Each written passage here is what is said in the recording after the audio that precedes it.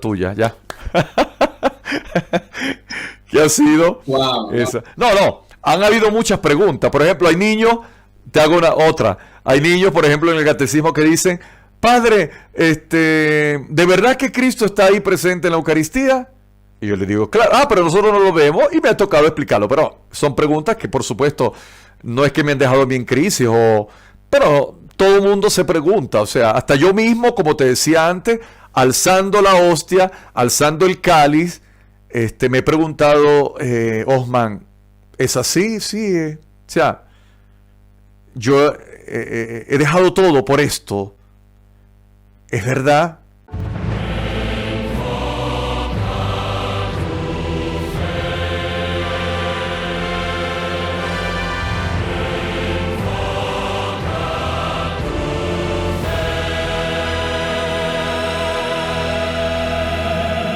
Estamos entrevistando a un sacerdote que normalmente hace su labor en Roma. Entonces, listo.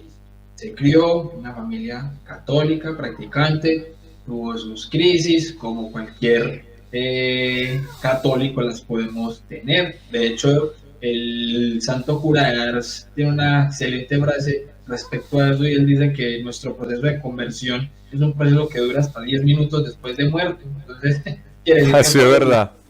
todos los días tenemos que darle el sí al Señor. Entonces, bueno, en ese proceso entra al sacerdocio, una vocación hermosa, lleva 26 años en este proceso. Padre, en ese proceso, ¿cuáles han sido las 2, 3 preguntas más difíciles que le ha tocado afrontar o experimentar? Bien sea que le hayan llegado a usted como te lo está preguntando usted mismo, esto si es así, no es así, o cómo será, o que en este proceso de evangelización se haya encontrado usted, por ejemplo, con alguien, indiferentemente de la cosmovisión que tenga, y que le hayan hecho una pregunta y que lo hayan dejado de pronto usted patinando, como se dice vulgarmente, y que le haya tocado ir a buscar realmente la respuesta para esto. ¿Cuáles han sido como esas preguntas más fuertes que de pronto usted ha tenido que afrontar? ¿Qué le sirvió para responderlas? Bien sea para respondérselas usted mismo en una consulta o le preguntó a alguien o qué hizo para responderlas. ¿Y por qué le preguntó esto, padre? Porque quizá esas preguntas que usted se hizo o que le han hecho pueden ser las mismas dudas, preguntas u objeciones que alguna de las personas que está viendo en este momento esta transmisión o que la va a ver más adelante o que tiene familiares, amigos o conocidos que le han hecho esas mismas preguntas y no han tenido respuesta. Quizás las respuestas que podamos dar acá mínimamente le pueden ayudar a sacarse esa piedrita o gran roca del zapato, la cual puede ser lo que le está impidiendo dar ese paso definitivo para abrazar la fe. Entonces, padre, ¿cuáles serían esas 3 preguntitas más o menos? Bueno, ya tengo 2 y la tercera es esta que tú me estás haciendo. La tercera es esta, porque nunca me había puesto a pensar efectivamente así en orden 3 preguntas así difíciles. No, yo me recuerdo, William, que a través de una amiga que forma parte, digamos, de estos medios, me dijo, mira padre, yo te tengo que poner en contacto con una defensora de la fe, es una teóloga y todo lo demás, que ella quiere hablar con usted. Por cierto, yo en esa oportunidad me encontraba en los Estados Unidos, en Chicago, y yo le digo, sí, no hay problema. Yo entendía de que la persona que me iba a preguntar más o menos comenzando desde las más básicas hasta para ir uno preparándose. Pero la primera pregunta, ella apenas me vio, me dijo, hola padre Ral, mucho gusto tenerlo aquí en mi canal, y todo era en vivo. La primera pregunta que me hizo, que parece descontada esta pregunta y la respuesta, pero no es así. Me dijo, padre, mi primera pregunta es, ¿quién es Dios? Y yo, claro, imagínate, o sea, a Dios yo me consagré, en Dios yo creo, existe Dios y todo lo demás, pero definir así, en un momentico, con una pregunta así que te la lanzaron así rápido, para mí, de verdad que me metió un poquito en dificultad. Y la primera cosa que se me vino en mente, que pienso que gracias a las escrituras, pues, hay definiciones. Nosotros podíamos hablar de Dios en diferentes formas, con diferentes enfoques, y todo lo demás. Yo dije, mira, yo pienso que la definición, para decir así, definir Dios, que no es fácil definirlo en un concepto, porque Dios es omnipotente, es poderoso, o sea, ¿qué te puedo decir? Yo dije, es lo que dice San Juan en sus cartas, Dios es amor. Entonces, todo lo que es amor y todo lo que suene amor, todo lo que huele amor, todos los gestos de amor, eso es Dios. ¿Quién es Dios? Es amor y todas sus manifestaciones en nosotros. Entonces, en fondo, yo le dije a ella, para completar un poco, porque me encontré un poquito así en dificultad, yo dije, en realidad Jesús vino fue a mostrar el volto, la cara de Dios, y lo hizo a través de las parábolas. ¿Y qué es lo que en fondo, en realidad, cuál era la conclusión de un Padre misericordioso, del buen pastor que va detrás de las ovejas perdidas, de esto, de aquello? Decir que Dios nos ama así talmente tanto que es capaz de todo por nosotros. Entonces, a ese hijo pródigo, ¿qué le dice? Lo regaña, lo abraza, lo viste de la mejor forma, manda a preparar el vitello, y una serie de cosas que yo pude contestar a esa pregunta. Pero realmente fue una pregunta que me dejó ecos en mi vida, porque yo dije, si otra vez alguien me pregunta quién es Dios, yo realmente como sacerdote tengo que decir, aunque si te digo, William, no para justificarme, es más fácil sentir a Dios que definir a Dios. Eso sí, pienso yo. Pienso que la segunda pregunta me la creé yo al inicio, sobre todo cuando me he tenido que confrontar con las ceremonias fúnebres.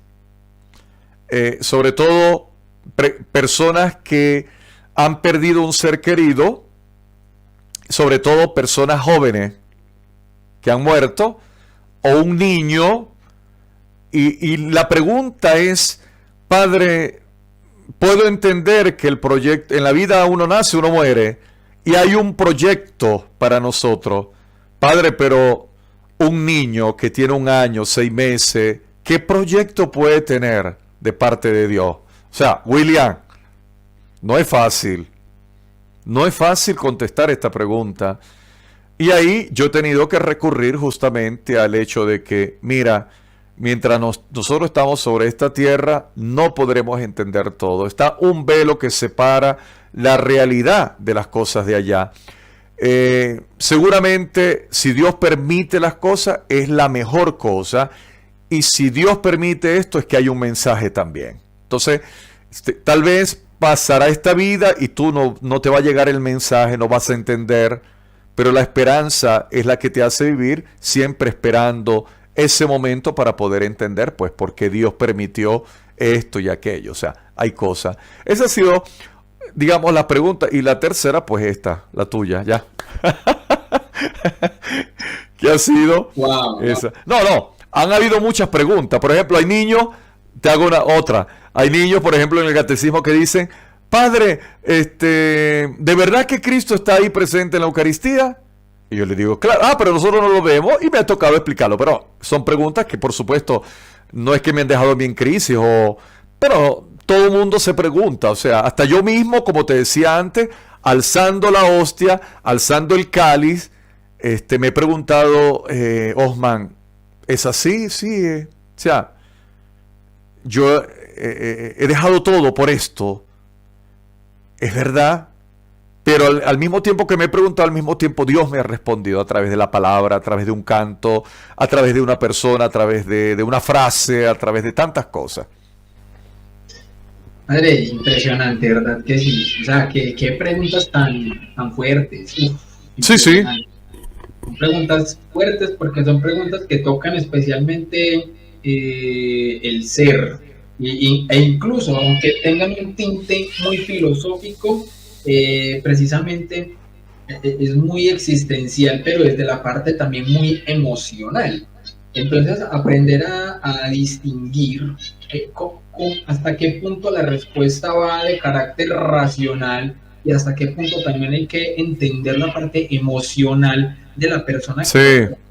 Porque es que, claro, pues a una persona le puede preguntar, padre, bueno, ¿quién es Dios? Y desde la filosofía uno puede decir, hombre, es que Dios es el ser subsistente. sí, ¿Ya? Y listo. Y eso puede ser una definición muy clara, filosóficamente hablando. Pero digamos que es una señora que nunca ha recibido como la catequesis, que tiene una fe muy bonita porque se la transmitieron sus papás, a sus papás, sus abuelos, o sea, pero en algún momento de su vida llega como en esa crisis y bueno, pero es que entonces, ¿quién es Dios? Porque entonces hoy conversé con un judío y me habló de un Dios, hoy conversé con un protestante y me habló de Dios, hoy conversé con un hinduista y me habló de Dios. sí, discúlpame, hoy está muy de moda el hecho, pues, de que, eh, eh, sobre todo las personas que tienen esa tendencia a no creer en el Dios de Jesucristo, dicen, el ingeniero del mundo, del universo, aquel que, dicen, es un ente grande que no es definido, pues no, o sea, son respuestas muy vagas también de parte de la gente, conceptos muy vagos para mi parecer, por supuesto. Claro, claro, padre, totalmente. Es que a eso yo precisamente porque, bueno, hace poco yo tuve en el canal un video que puse un fragmento de una entrevista que le hice a mi amigo Enrique del canal Adictos a la Filosofía. Entonces él es un teísta cristiano católico, pero es un doctor en filosofía.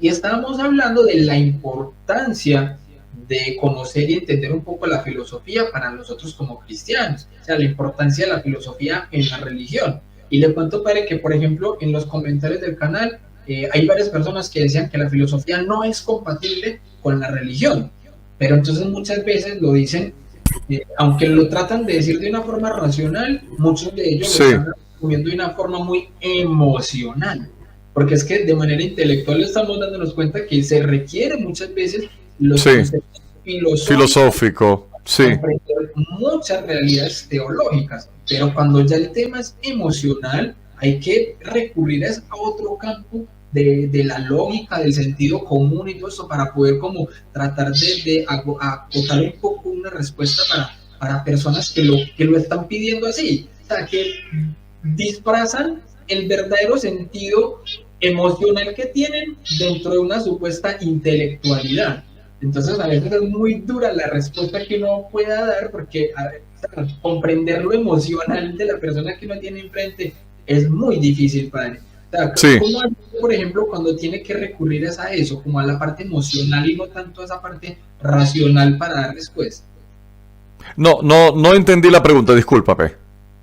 Claro, claro, padre. O sea, cuando uno puede tener muchas veces las respuestas, ¿cierto? Ujú, Como le decía ahorita, ¿quién es Dios? Listo, es el ser subsistente. sí, Y yo hago una explicación filosófica al respecto. Pero la persona que yo tengo enfrente no tiene una formación filosófica. De hecho, como muchos católicos, tristemente, no recurren mucho a la lectura asidua de las escrituras.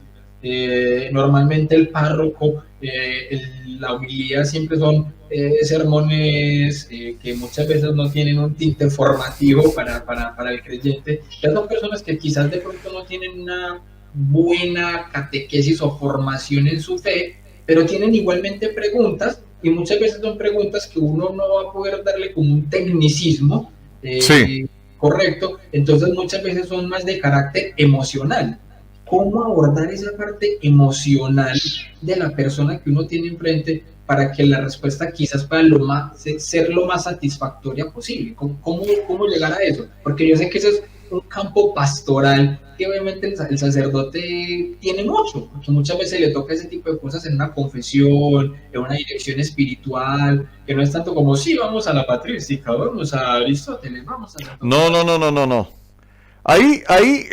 Eso forma parte también de nuestra capacidad también de agarrando la mano de la persona, llevándola poco a poco a tocar puntos específicos, particulares de su propia vida. Porque nosotros no vamos a entender yo recurro mucho, digamos, a muchos ejemplos durante mi predicación, mi homilía, porque me doy cuenta que agarrando la palabra y por supuesto que presentándosela en el modo más simple que en realidad Jesús usó, porque las parábolas, imagínate Jesús hablando de las realidades del cielo, y él mismo le dijo a sus discípulos: si yo les he hablado de las cosas de la tierra y ustedes no entienden, imagínense si yo les hablo de las cosas del cielo. Entonces, imagínate, no sé, en estos días yo lo decía, por ejemplo, cuando en una ceremonia fúnebre, yo decía que Jesús trataba de llevarnos a entender un poquito la realidad de las cosas del cielo con ejemplos humanos, terrenos, como por ejemplo cuando él dice: en la casa de mi padre hay muchos cuartos, cuando será el momento yo vendré, los agarraré y me los llevaré conmigo, y ahí, ¿entiendes? Seremos una sola cosa todo y todo lo demás. Entonces uno dice, bueno, es difícil. Mira, hay un libro, yo te voy a decir algo que es bastante humano y creo que está en sintonía con lo que tú me estás preguntando. Mira, hay un libro que yo leí acerca de la resurrección, muy bello, no me recuerdo el autor, es un sacerdote, decía que la resurrección, muchas veces cuando nos toca a nosotros hablarlos a los demás, o hasta el mismo Jesús, a todos nosotros que estamos aquí sobre esta tierra, es más o menos como esa imagen de una madre que en su vientre tiene un niño. A ese niño, que todavía no conoce este mundo, le dice: mira, cuando tú nazcas, tú vas a encontrar en esta tierra muchos árboles, vas a encontrar animales, vas a encontrar la luna, el sol. Imagínate, el niño no tiene el concepto ni de sol, ni de luna, ni de animales, ni de árboles. Vas a encontrar personas similares a ti. O sea, el niño no tiene una identidad, no tiene una idea de lo que es. Entonces, esa es la fatiga que nosotros... Pero el niño, como es algo muy humano, muy directo, con algo que se lo está diciendo su madre, la madre está jugando ahí también con lo que la sensibilidad del niño, que dice, lo pone en curiosidad, digamos así, en conocer ese mundo. Pues, tú tienes que tener esa capacidad cuando te toca hablar con alguien, de tocar puntos, digamos. Yo digo siempre a mi gente, no sé si esto te puede ayudar, nos puede ayudar a todos, pues los que nos están siguiendo, de que cuando a mí me ha tocado celebrar, sobre todo funerales, y yo viví, por ejemplo, la muerte de mi padre, de mi madre, últimamente de mi sobrino, y así de tantas personas queridas para mí, yo les digo a mi gente: esta es mi experiencia. Es desde aquí donde yo les hablo a ustedes, para que ustedes entiendan el camino, el percurso que nosotros tenemos que seguir, el proyecto de Dios en nuestras vidas. Entonces, no es que juego, sino es la sensibilidad, digamos, partiendo de mi experiencia, a ayudar a las personas a que realmente... Muchas veces, es lo que decía Jesucristo, lo que criticaba Jesús a los fariseos. Ustedes hacen cargar a las personas cosas que ni siquiera ustedes pueden llevar. O sea, tratan de inculcar un enseñamiento, una enseñanza que ustedes no son capaces ni siquiera de vivir y no tienen ni siquiera la experiencia. Entonces, todo parte de esa experiencia. Por ejemplo, un Cristo, un Jesús que llora, ahí es un Cristo que está mandando un mensaje, sin decir palabras, sino a través de las lágrimas. Entonces, es la sensibilidad. Usar esa sensibilidad, aprovechar esa sensibilidad para, por supuesto, ayudar a las personas a tocar la misericordia de Dios. Algo así, más o menos. Totalmente, Pablo, qué belleza. En serio que sí, porque a mí eso me sorprende mucho, y yo pienso que eso es una gracia que recibe precisamente el sacerdote.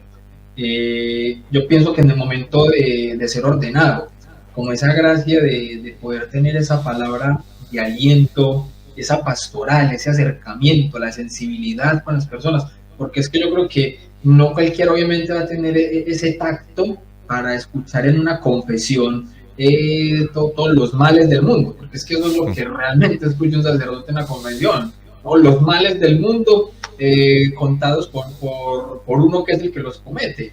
y que de hecho se lo está contando una persona que de hecho también obviamente puede y que de hecho se comete pecados. Como dice el 1 Juan 1:8, aquel que diga que ya no peca es un mentiroso. Entonces Sí, hay personas que yo creo que asumen que no se confiesan con un sacerdote asumiendo precisamente que el sacerdote peca, pero es que yo creo que ahí es donde viene el hecho de que si la persona se tuviera que, por ejemplo, confesar con San Miguel Arcángel, que obviamente jamás ha pecado, ahí es el difícil, porque es que San Miguel Arcángel, que nunca ha pecado, ¿cómo va a entender al pecador? ¿Ya? sí, es verdad. Donde el sacerdote obviamente también tiene la misma concupiscencia que nosotros, los laicos. Cuando uno llega al sacerdote a confesarle sus pecados, yo creo que el sacerdote puede tener ese tacto de que se siente también pecador y que está escuchando a alguien y tiene esa misericordia, ese poder que le ha dado el Señor de poder decirle que en el nombre del Padre, del Hijo y del Espíritu Santo sus pecados Claro. quedan perdonados. Yo creo que ahí hay algo muy grande, Padre, ¿no? ¿Qué piensa usted respecto a eso? Que yo creo que esto va muy de la mano con el sacramento de la reconciliación, Sí, ¿no? sí, sí, sí, es verdad.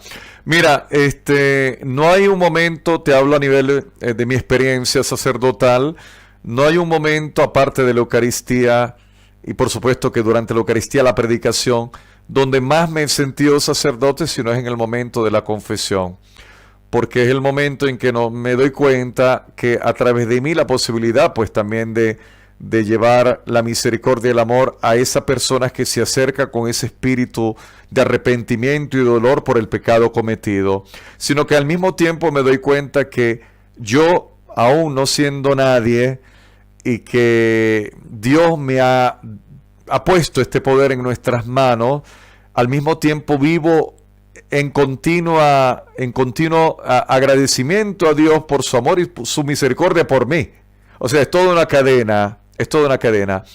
Y mira, las personas que critican a nosotros, a la Iglesia Católica por tener este sacramento, mira, antes de todo, yo siempre lo he dicho y lo digo por mí mismo, cuando me voy a confesar, para confesarse se necesita mucha humildad, antes de todo, mucha humildad.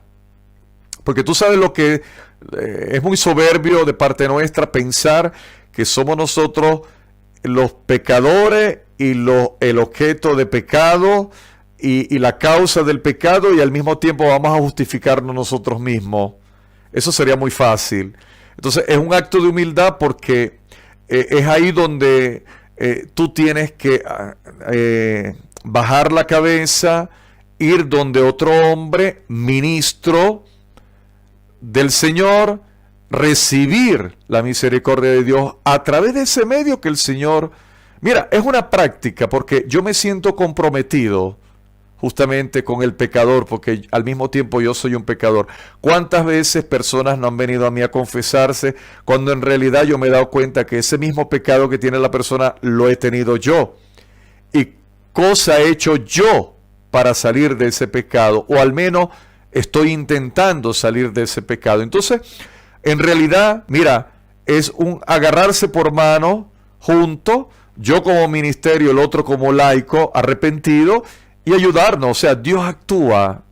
Es un círculo bello de santidad, de un llamado a la gracia comunitario, que en ese momento se está realizando ahí en el momento de la confesión. Yo te digo, es bellísimo y he tenido muchas oportunidades de escuchar muchas personas que de verdad que me han edificado a mí también al mismo tiempo. Y es algo bello, pues. No solamente yo ofrezco el perdón de Dios, la misericordia, pero al mismo tiempo he recibido en ese mismo instante.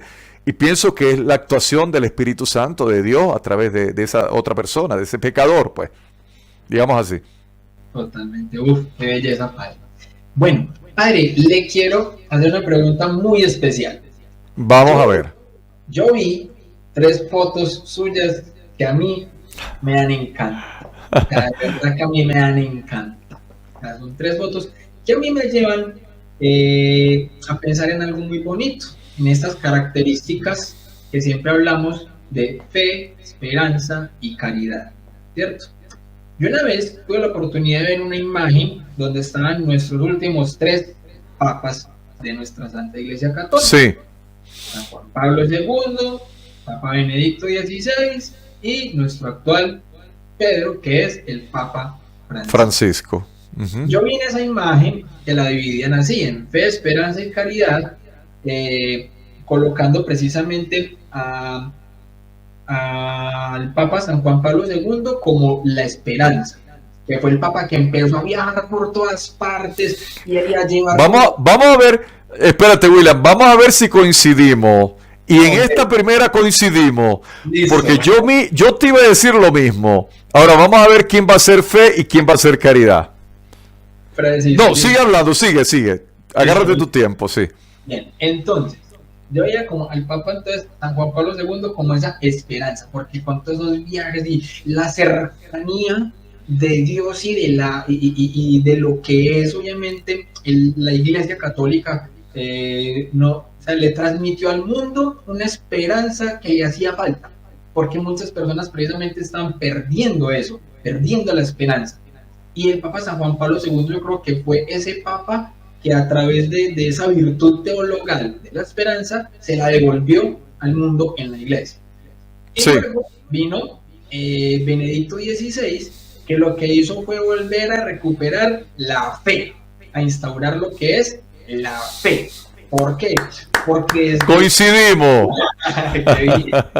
Precisamente porque desde su posición tan bonita de llevar esa fe patrística, de recuperar la historia, de recuperar las raíces, de recuperar la teología, de recuperar lo que precisamente la apologética. Yo recuerdo que él fue el que en el documento de Aparecida en Brasil él dijo, hay que volver a retomar la apologética como lo hacían nuestros padres, hablando de los padres de la Iglesia. Entonces, recuperar eso, la fe en la Iglesia. Y en este momento tenemos al Papa Francisco, que se está encargando de devolverle también a la Iglesia esa caridad que se ha perdido tanto. Porque hay muchos que, sí, hay mucha gente que sabe mucho y que sabe expresarlo, y la cosa, y tenemos, digamos, bueno, por ponerlo así, el apologista de hoy en día, y me meto ahí también muchas veces porque me da culpa, listo, digamos que tenemos una gran fe que la hemos obtenido incluso a través de la parte racional y toda la parte intelectual y lo que conocemos y lo que el Señor nos ha dado, y a través de eso también podemos tener una gran esperanza personal, ¿cierto? Dentro de lo que es obviamente nuestra vivencia y nuestra espiritualidad, pero se nos está olvidando entonces el otro. Entonces a veces, por ejemplo, hacemos una apologética en la que, listo, argumentativamente destruimos al otro, pero se nos olvidó la caridad. Entonces el Papa Francisco también nos está haciendo acordar de que es que, como decía el mismo San Pablo, si yo puedo tener una fe que incluso mueva montañas, pero me falta la caridad, me falta el amor, nada tengo. Claro. Entonces, ya que coincidimos sí.